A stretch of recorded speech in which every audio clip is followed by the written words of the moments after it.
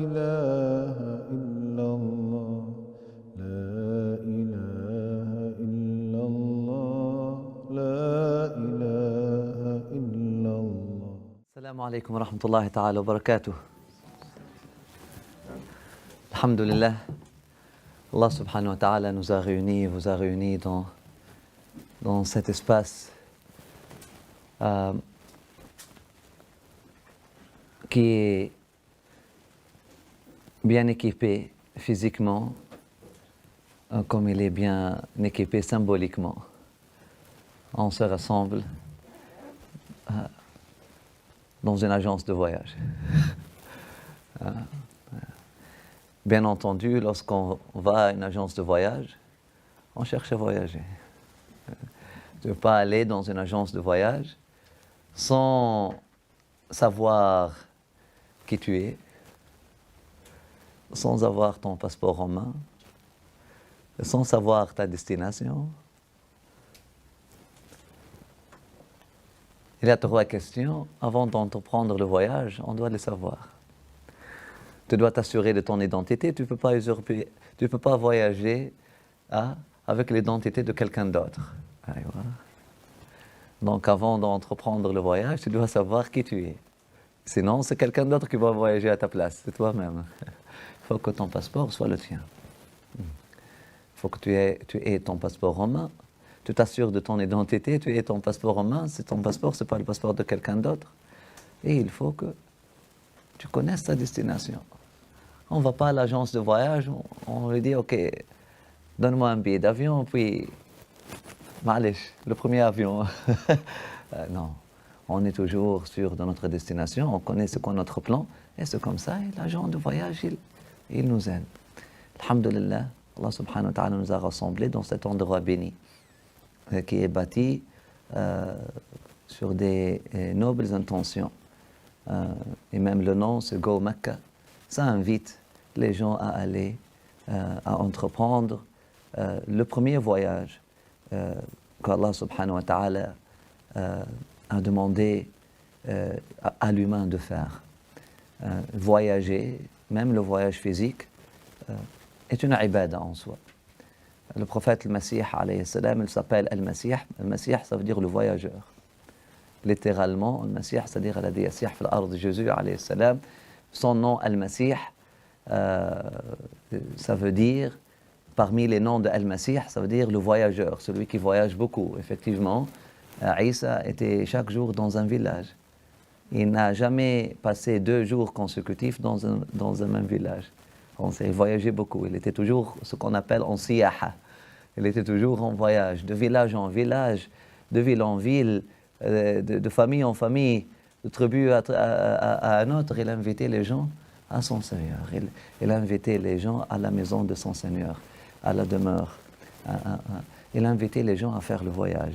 Il invitait les gens à entreprendre le voyage du monde temporel, du monde physique, au monde éternel, au monde qui n'est pas limité. C'était comme ça, alayhi salam. Il vivait comme ça. Il s'appelait Al-Masih. C'est ça l'origine du mot siyaha. C'est pas juste tourisme. Aujourd'hui, c'est du flânage que les gens font. C'est pas du voyage, c'est du flânage. Si quelqu'un ne connaît pas son but, s'il ne connaît pas pourquoi il fait son mouvement, il est en train de flâner. Parfois, tu trouves sur le mur de quelques écoles, etc., ou la prison, ou les hôpitaux, parfois, flânage interdit. Vous ne pouvez pas. Honnêtement, même sur l'islam et sur la religion, le domaine religieux, en tout, un flânage interdit. C'est une zone interdite. Non. Voyage permis, voyage, il faut voyager, mais tu ne peux pas flâner, tu ne peux pas juste aller autour comme ça, sans connaître pourquoi tu es là. Sinon, ça serait dangereux. Quelqu'un qui ne connaît pas sa finalité et s'aventure dans l'expérience religieuse, il devient dangereux pour soi-même et dangereux pour les autres. Si quelqu'un ne connaît pas le pourquoi de la chose, pourquoi la religion, le pourquoi de la... Si ne comprend pas que la religion, c'est une reconnexion, c'est une liaison avec le divin, si on ne connaît pas que la religion s'agit d'un cheminement, s'agit d'un voyage, s'il ne comprend pas que la religion, c'est un projet de transformation, c'est un projet de voyage pour bouger d'un point A à un point B, hein, s'il ne comprend pas que la religion est un cheminement spirituel, il devient dangereux pour soi-même et dangereux pour les autres. Là, parce que s'il ne comprend pas que la religion est un cheminement spirituel, il va par exemple penser que la religion est une identité ou une supériorité identitaire, ou supériorité de race, ou une idéologie, ou quelque chose comme ça. Et là, il devient dangereux pour soi-même et dangereux pour ceux qui sont autour de lui. Mais s'il connaît la finalité de la religion, là, il devient un bon guide. Là, il devient un bon guide pour soi-même et pour ceux qui sont autour de lui. Et voilà, nous sommes dans une agence de voyage.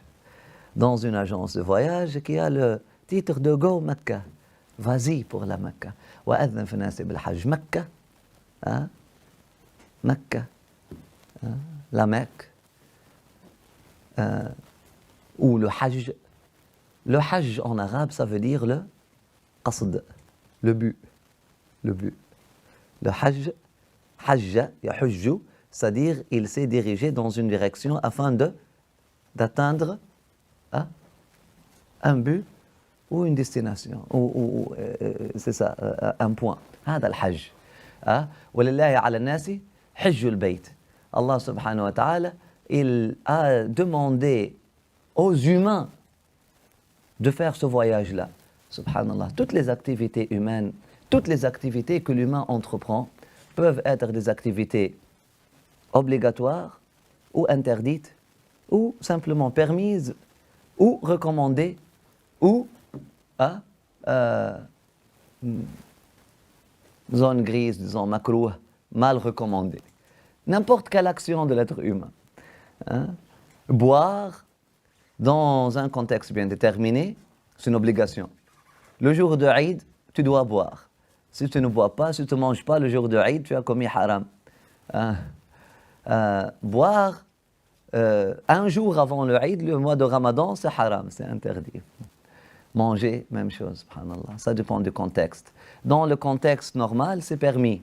Dans un contexte, comme notre frère Félix hier, il était avec nous, il se demandait, il a fait l'intention de jeûner.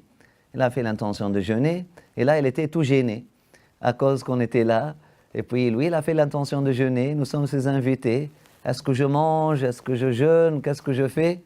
Qu'est-ce qui est recommandé? Qu'est-ce qui n'est pas recommandé? Là, finalement, il a décidé de rompre son jeûne, parce que manger dans ce contexte-là, rompre le jeûne dans ce contexte-là, serait plus souhaitable, serait plus recommandé que continuer son jeûne afin d'être en harmonie avec ses invités. وهكذا. Toutes les actions humaines, l'action de voyage, elle peut être interdite. Voyager pour aller dans une terre avec une intention maléfique, pour aller par exemple déposer une bombe quelque part et menacer la paix des êtres humains, civils, des armées. Absolument, c'est l'action la plus interdite du voyage. Chaque mouvement, c'est un projet d'enfer. Mais le voyage pour aller à un endroit qui est Haraman Amina, la Mecque, le symbole de la paix, le centre de la paix dans le monde. C'est un voyage obligatoire. وهكذا.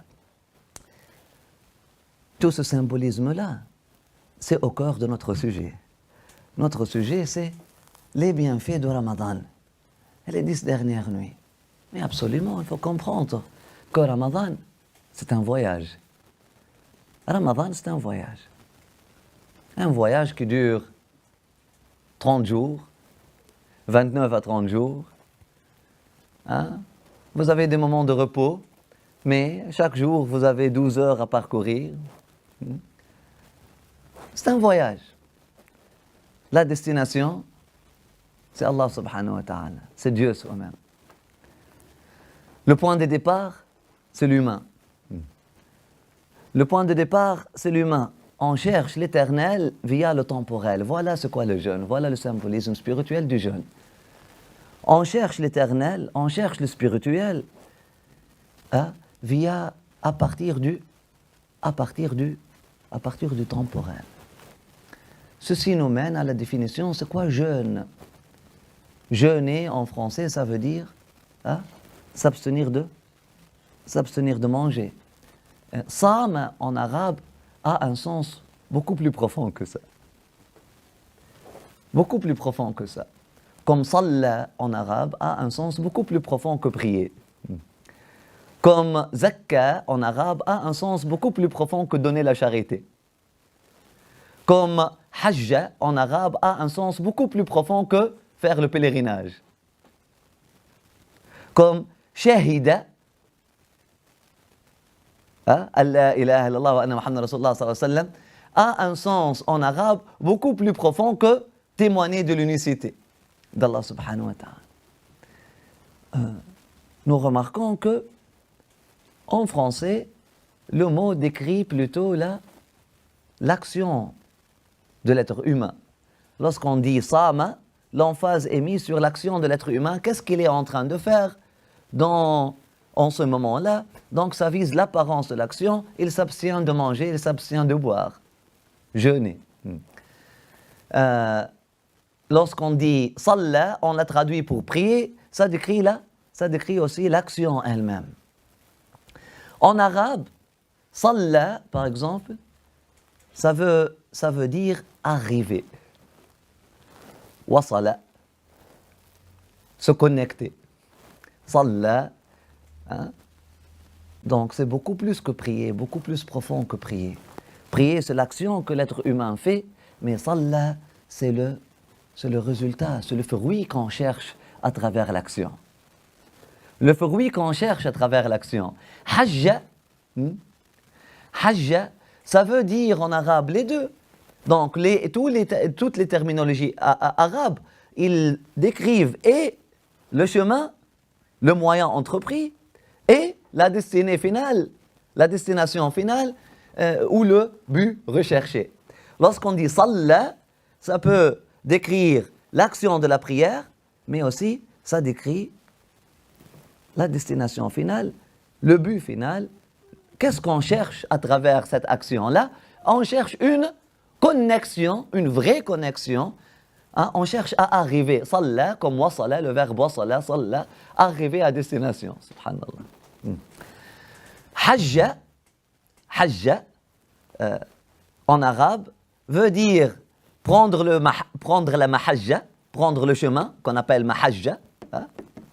C'est-à-dire cheminer, marcher, mais aussi ça veut dire atteindre la destination. Hajja, khalas, wasala lil-haqiqa, il est arrivé à la destination, il est arrivé au but. Même chose avec sama, même chose avec le verbe sama, hein, qui est communément traduit jeûner. Oui, effectivement, ça peut être traduit en s'abstenir de faire quelque chose, mais aussi ça décrit, lorsqu'on ouvre le dictionnaire arabe, on trouve sama, par exemple, l'eau, lorsque l'eau devient pure. Lorsque l'eau devient pure, on dit sama al-ma'u. Sama. Lorsqu'il y a ce qu'on appelle lorsque les choses se déposent en bas et l'eau reste pure, ce phénomène-là, ça s'appelle comment? Hein? Décantation. Il y a sédimentation aussi. Ok?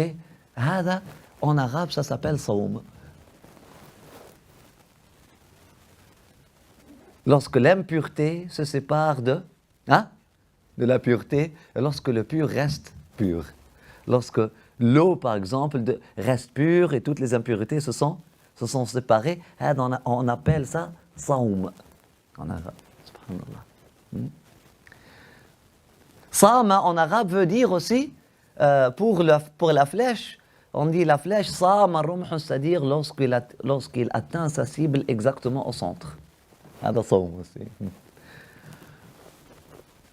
Sama dhillu, l'ombre, on dit saum pour le dhil, lorsque l'ombre s'anéantit.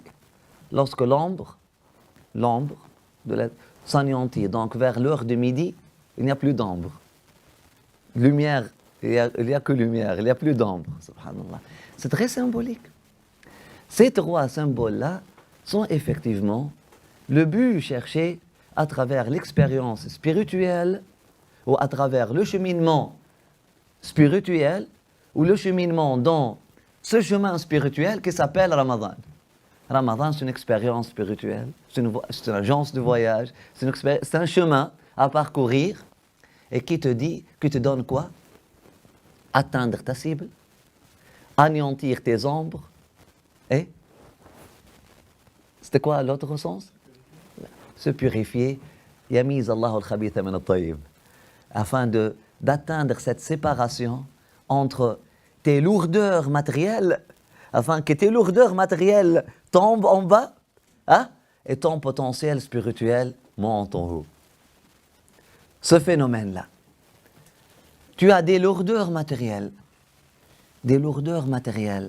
tes désirs sont des lourdeurs matérielles, tes passions sont des lourdeurs matérielles, tes passions sont des lourdeurs matérielles. L'attachement au monde matériel en général, ce sont des lourdeurs. Et là, l'expérience de jeûne, elle t'invite à quoi?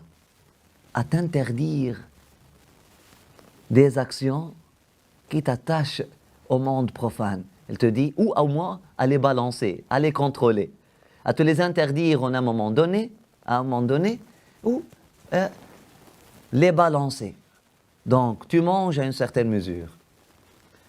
Tu n'as pas accès à l'expérience sexuelle que dans une certaine mesure, limitée, la nuit. Tu n'as pas accès à... bien que tu dois contrôler ta langue toute ta vie, durant le mois de jeûne, tu dois contrôler ta langue encore plus.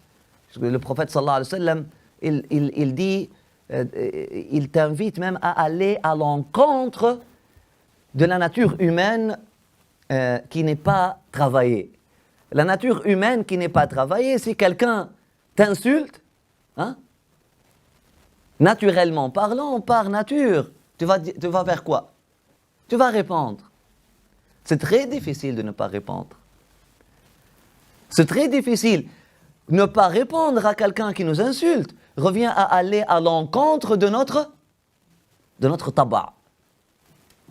De notre taba. En arabe, taba, ça veut dire nature humaine. Ne pas répondre à quelqu'un qui nous insulte, ne pas s'engager dans la réponse, ne pas s'engager dans une conversation négative, ne pas s'exciter lorsque quelqu'un cherche à nous exciter avec ses paroles. C'est à l'encontre de la nature humaine qui n'est pas raffinée, qui n'est pas travaillée, brute. C'est à l'encontre de la nature humaine brute qu'on appelle ça taba. L'opposé de taba, c'est shara ou sharia. Shara ou sharia, ça veut dire quoi? Littéralement en arabe, ça veut dire voie, chemin. Taba, aussi en arabe, veut dire quoi? Veut dire l'eau qui stagne. On dit l'eau qui stagne, on l'appelle taba. Taba. L'eau qui coule, on l'appelle sharia en arabe. Voilà la définition de sharia.